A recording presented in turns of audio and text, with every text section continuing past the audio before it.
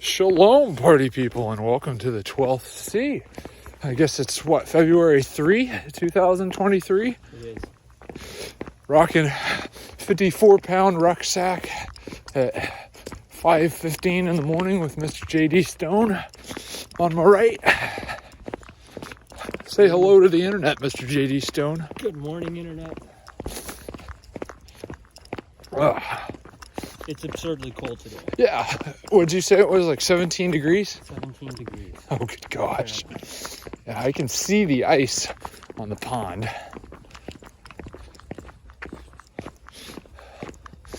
Oh.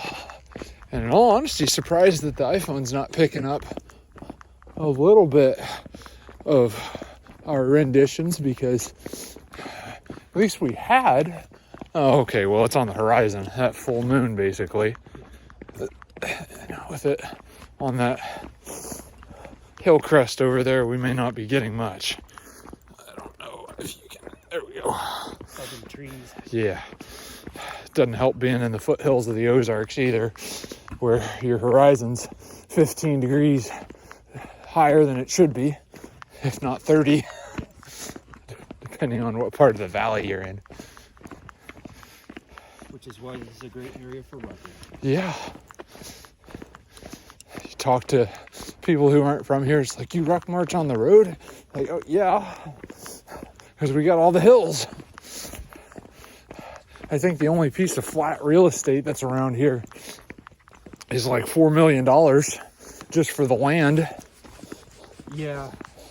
I've had a friend who works for Lincoln University. It's the HBCU in town. She said they were generously given a land grant that nobody wanted. No way to farm this area. Well, you can cattle farm it, and there's a couple of spots where you can get 2 to 4 acres of corn, and then you go over a few hundred yards, and you can get another 2 to 4 acres. Yeah. My wife's family has a plot that is like 30-something acres that's actually accessible with a combine. Nice. And it ain't flat by any means, but it's that land judging difference between you can grow crops on it and you can grow cattle on it. So it's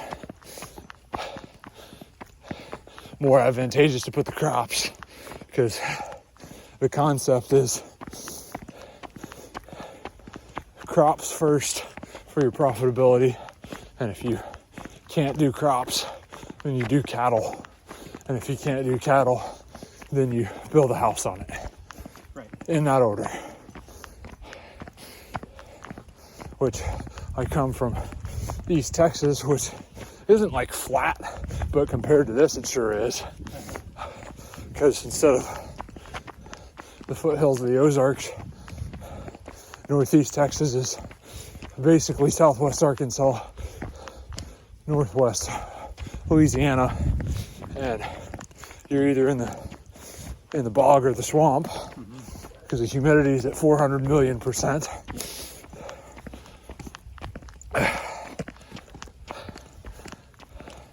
But I think our only hill in town was like 100-foot elevation and change over about 3 miles.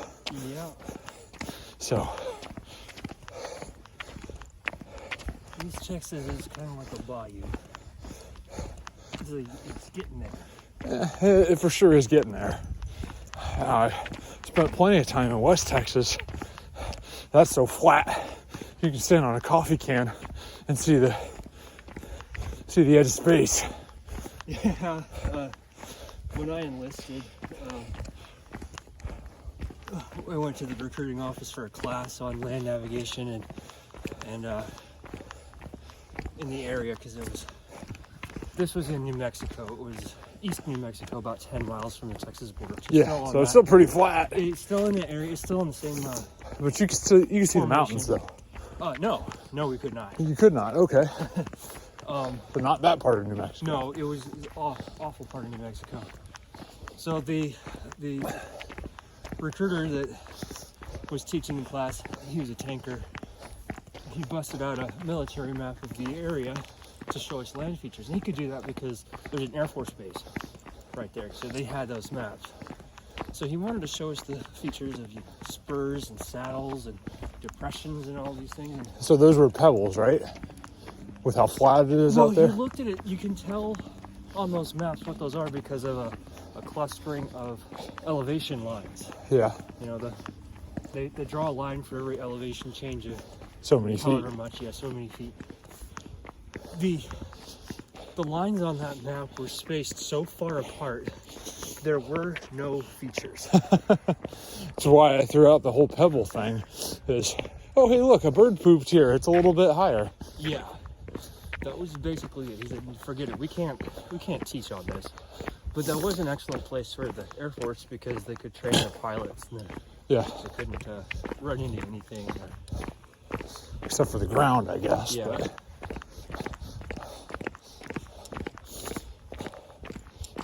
I found out that the fighter bomber pilots like to pretend to strafe the trains going through. It's a fun little game. yeah. I guess with no features on the land, they wouldn't have to worry about running into the side of a mountain No. when the train goes through a tunnel. So, It was very comforting to hear that our, America's finest were sticking to their flight plans. I have a decent number of flight hours, civilian side, and just I never signed on to the dotted line. But I have a decent number of flight hours, and Dad used to take me down to the river in a little single engine, and we'd fly below the tree line and turn with the banks of the river. That was always a lot of fun. Oh yeah, that's another thing they didn't have over there is trees. Yeah.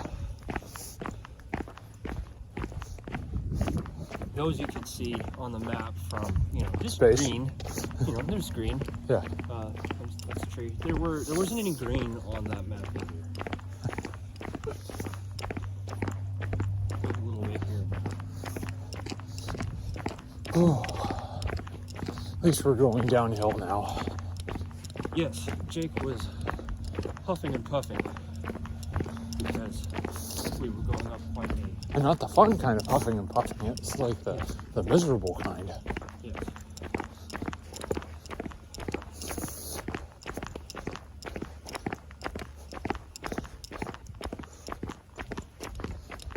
Oh. So we are 3 days into February and feeling the cold. I was outside doing burpees the other day in 14-degree weather with like 0.negative% humidity. Could taste the salt. Morning. Could taste the salt on the road from all the road crews and the threat of ice with every breath from 100 yards from the road because of the lack of humidity. Just one breath and got your sodium content for the year. It reminded me of being down at the beach, except for it wasn't fun. Is the beach ever? For like 20 minutes, in my opinion. I like the mountains more than the beach. Yeah. But when there is a beach, it's, hey, let's go, walk up to our knees in the water, go play for a little bit, build a sandcastle, and all right, let's go hit the boardwalk. That's my opinion of a good beach vacation. Whereas a good mountain vacation is like splitting 2 cords of wood and then going on a 15-mile hike and then coming back and hanging out on the front porch. Yeah. That's a great mountain vacation in my opinion, and I'm willing to do, a month of that versus the beach thing, like 3 days of the beach, and I've been done 4 days ago. So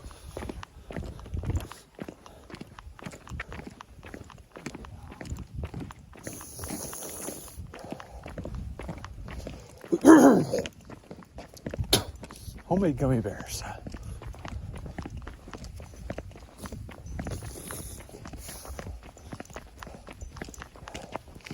So, what's one of life's problems that we can solve? There's so many.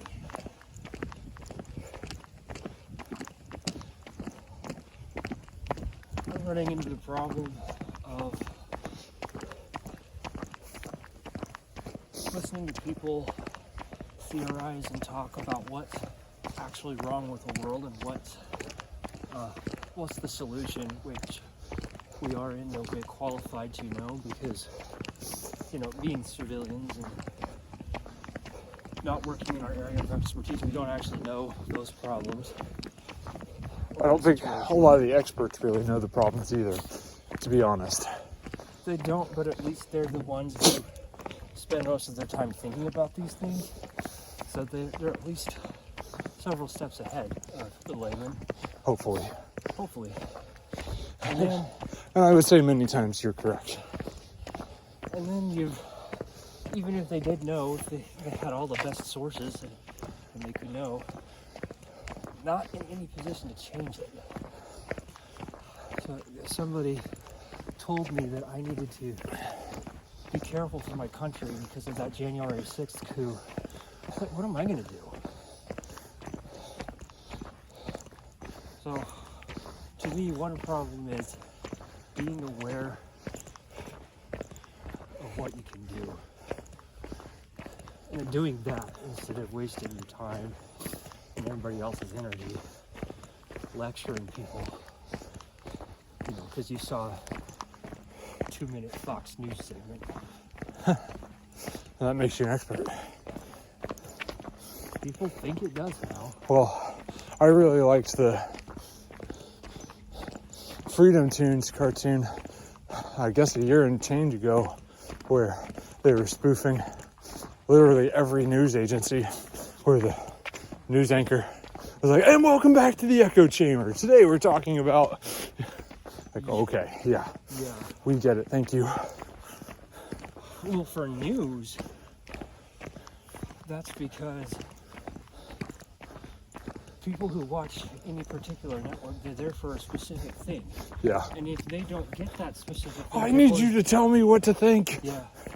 Well, they're not even telling me what to. I mean, because it starts with you think like I do.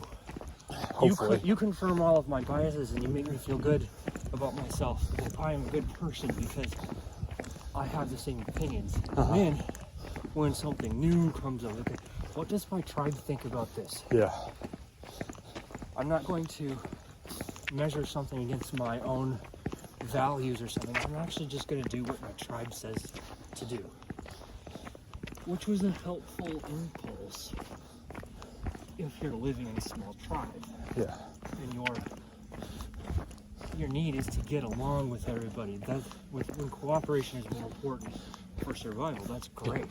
Well, conformity, it's the penguin that stays outside of the circle that freezes to death.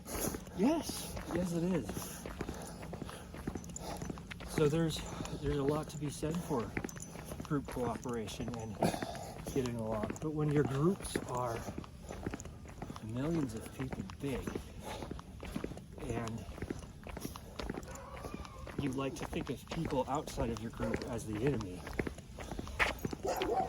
but in fact we're all just same Americans or Spaniards or whoever trying to get along,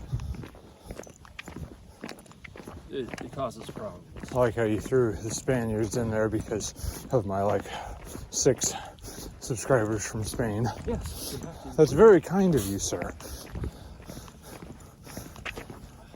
Which I'm up to 24 now. 24 subscribers? Yes. I feel famous.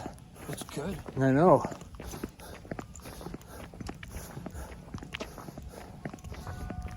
I was hanging out on a very independent live stream and asked for some advice on how to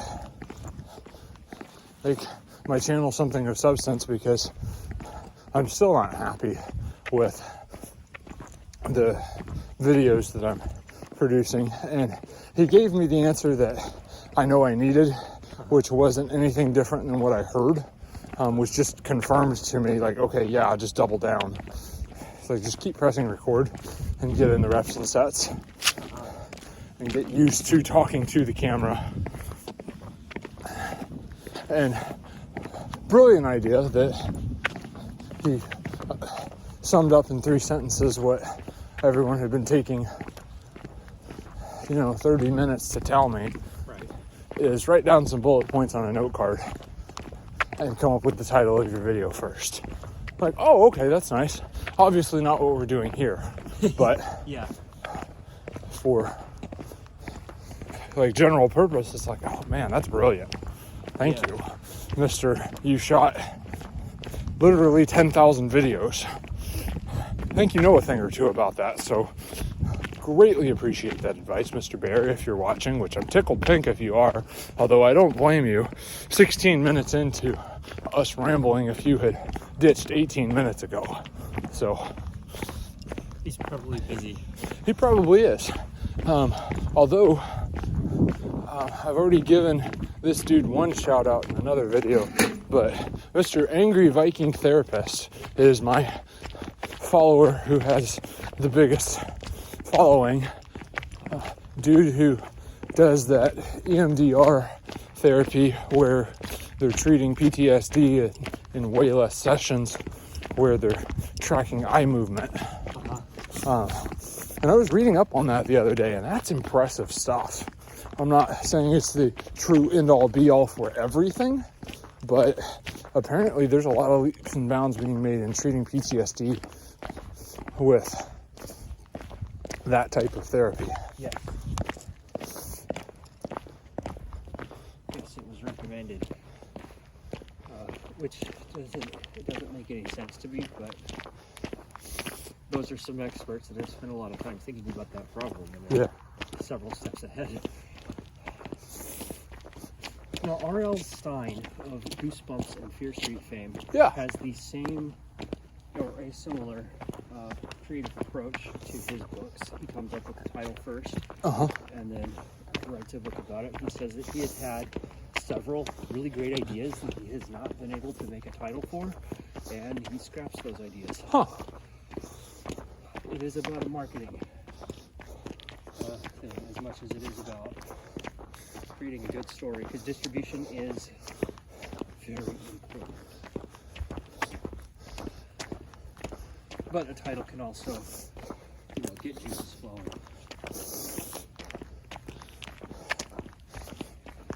Definitely a pretty clever one.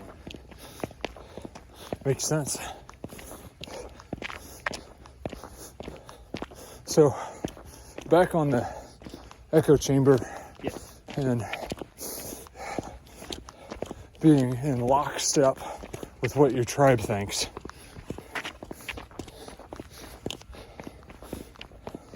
What do you think the best cure is for breaking out of your echo chamber and still having a good pulse on your tribe and still being able to get along?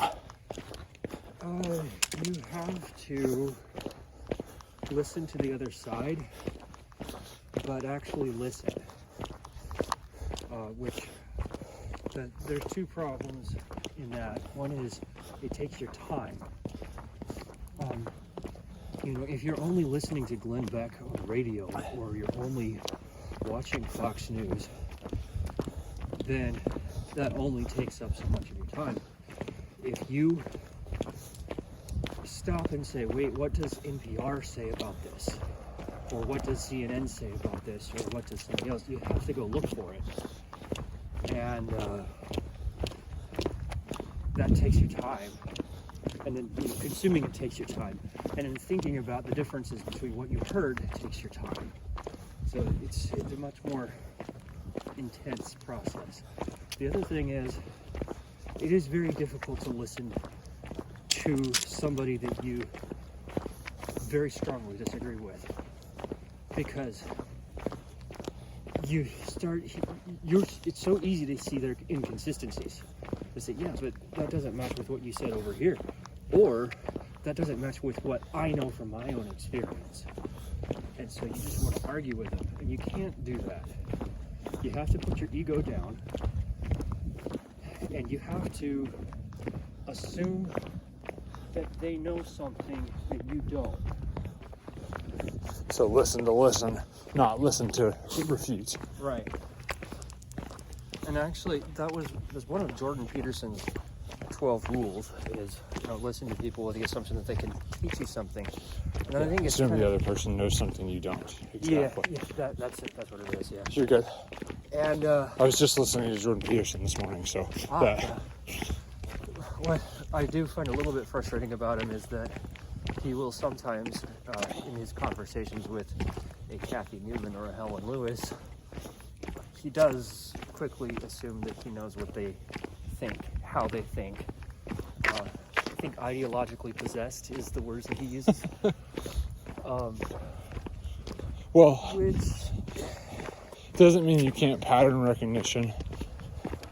yeah, and Because if it waddles and it quacks, it's usually a safe assumption that it's a duck. right. And it is very easy, you know, you start hearing the same arguments from people. You say, okay, I know where you're coming from. I know kind of the cloth from which you are cut. But, yeah, it is just a small inconsistency that you have to look up and question, you have to account for it, you know, Right. with a guy like Peterson.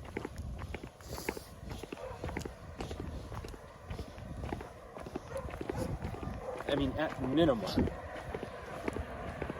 you can look at this and say, these people, which is itself a kind of a derisive term, but you said the people who are cut for this cloth, they're not content. They have a problem. They're not happy. So, at minimum, that should make you want to know why. Makes sense. Yeah, and they've diagnosed it. Oh, it's society's problems. You know, it's capitalism. It's the patriarchy. It's whatever oppression that I've branded it. And now I don't have to think about that anymore, and I can just attack, which is very tiresome, especially when you're trying to explain. From my perspective, I don't know that that's as much of a problem. But see, you're not in their shoes either. You don't know what they've experienced. You're not exactly sure how they came up with their conclusion. Now, let's get past these dogs. Yeah. I don't like those dogs.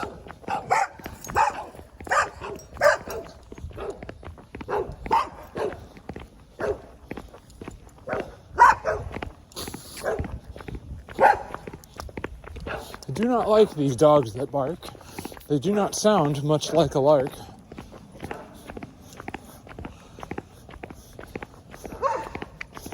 Don't get me wrong, I love dogs. Those two are extremely territorial. It doesn't help that they have the electric fence collars. It makes it worse.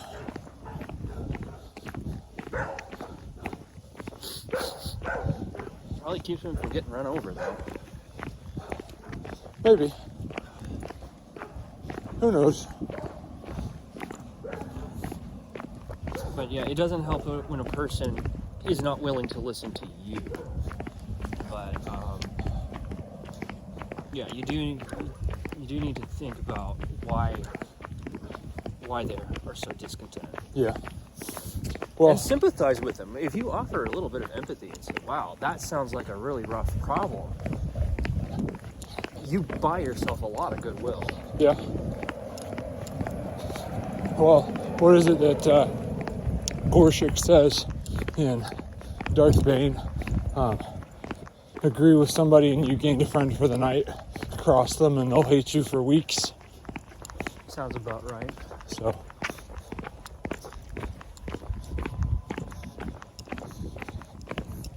that goes into that negative thing that we humans do. We learn from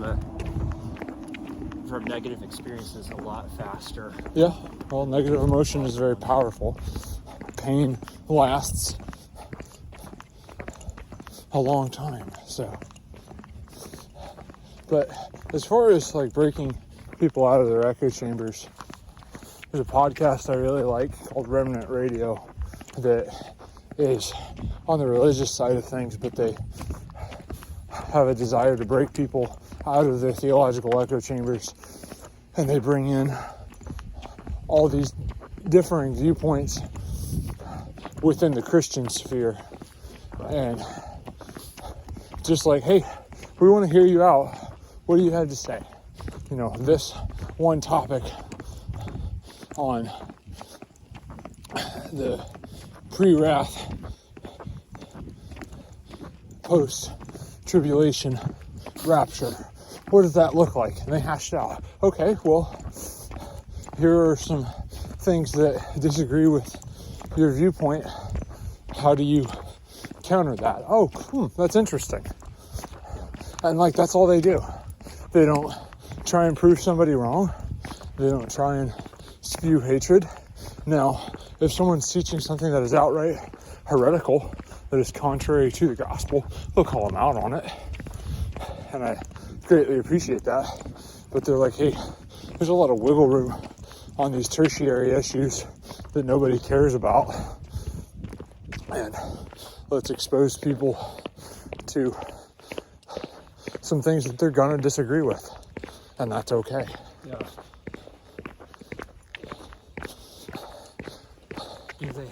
Have they ever had a Church of Christ person in there explaining why they don't use instruments? I'm not certain, but I've had a very, very lengthy conversation with a guy who ran the microphones, because that's all the sound equipment they had at a Church of Christ.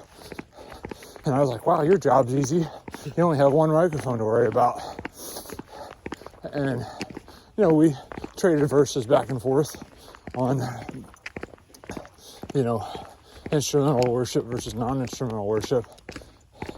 And he wasn't outright saying that I was going to hell because we used music in our worship service. So I was like, you know what? If you're not going to come out and say that, and you're not like just saying you disagree with it, but you're not saying I'm going to hell for it, okay, cool, we can talk. And it was an interesting conversation. And it's like all an argument from silence and not an argument from anything scriptural on his part. And I guess an argument from silence when you're arguing for not using any instruments. It's appropriate. Yes, I would say that is appropriate. And it's like, oh, they're singing hymns, but it doesn't say anything about having instruments. I'm like, well, it doesn't not say it doesn't explicitly say, and they did not use instruments. Yeah. And it's like, I would say that this is a point that we can both talk about for a long time. In the Old Testament, Psalms specifically, they do explicitly. Praise the Lord with a sounding harp, praise the Lord with a lyre, praise the Lord with a crashing cymbal. Right. I think one translation uses tambourine, which the only reason a tambourine was ever invented is so you can stand next to a hot chick on stage. Like that's the only reason they made that. The modern ones, maybe. They've used them for a long time. I know, but you have the lead singer who gives his girlfriend a tambourine, and she can't really do anything else, but she's endowed, and she can shake that tambourine. So she may not be shaking it on beat, but she can shake the tambourine. That's really the only reason it's in modern music. I mean, you might as well give them a triangle. Yes. Although you can get some really good sounds out of a triangle. I think I've heard some orchestras where a note from a triangle just puts the cap on the whole thing. Well, yeah, but it's not like you're going to have someone who is on stage doing their triangle solo for 20 minutes. definitely not. So it's icing on the cake. It's not the cake. That's right. But Strongly agree with that. but back on the instrumental versus non-instrumental, like if you want to run your service and not have any instruments, cool. Like no problems. Yeah, it's a choice.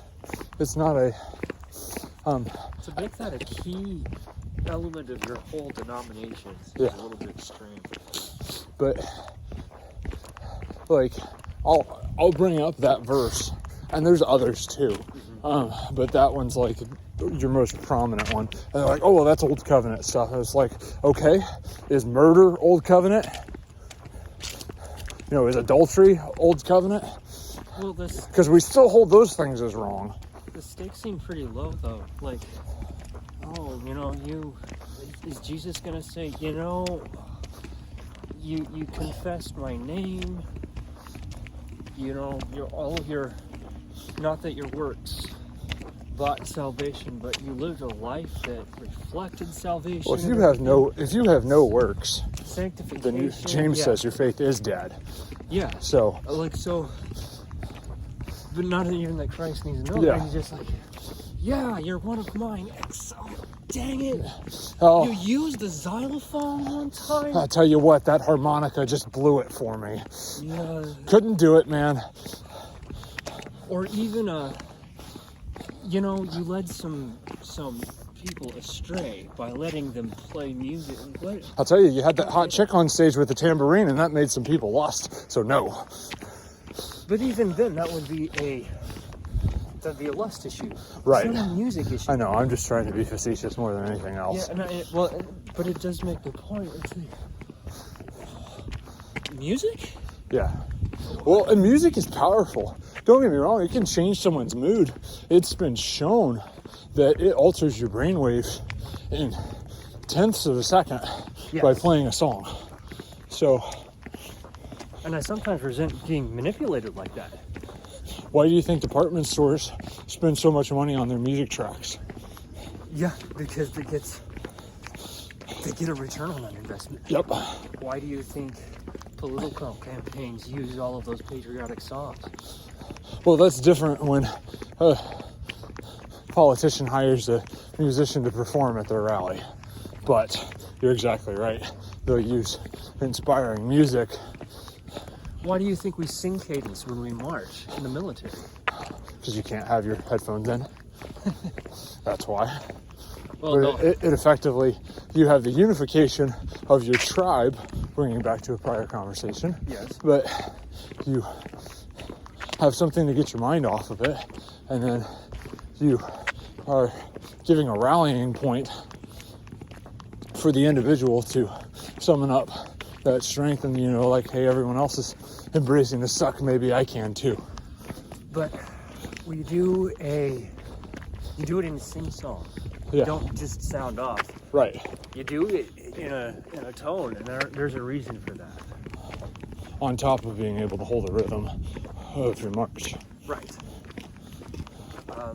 Music is extremely powerful, but does this Church of Christ assume that it's evil? Well, so Because it can be manipulated? you have very, very wide groups inside that denomination, because they have instrumental and non-instrumental, and if you want to get weird, they have the one-cuppers. They take communion out of a single cup, and they view multi-cups as blasphemous. Okay. And like, as legalistic as your non-instrumental Church of Christ is, your one-cuppers are that on an exponential growth chart through the roof. They're super legalistic. That's what you're worried about. Yeah, there's a lot of problems. like, there's people dying outside. Maybe we should worry about that and not the literal container for the representation of. I was hungry and you didn't feed me, but you did take But you one. used one cup, so thanks. But yeah. All right, we're 35 minutes deep into this. Go do hard things.